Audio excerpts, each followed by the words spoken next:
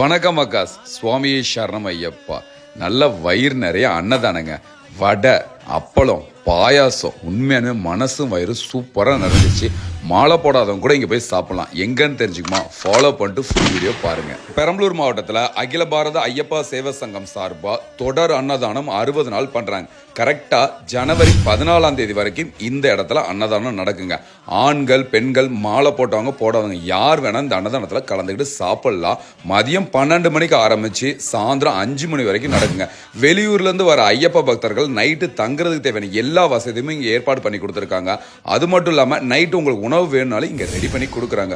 குளிக்கிறதுக்கு பார்க்கிங் எல்லா வசதியுமே பக்காவா இருக்கு. வெளியூர்ல இருந்து வர ஐயப்ப பக்தர்கள் பெரம்பலூரை கிராஸ் பண்ணும்போது உணவுக்கு தாராளமா இந்த இடத்த சூஸ் பண்ணிக்கோங்க. எனக்கு தெரிஞ்சு தானத்தில் மிக சிறந்த தானம் அன்னதானம் சொல்றாங்க. அப்பேற்பட்ட முயற்சி பண்ற இவங்களுக்கு நம்ம மனதார பாராட்டலாம். ஏன் தலைவன் சேமியா பாயசத்தோட இந்த விரதத்தை நான் முடிச்சிட்டேன்.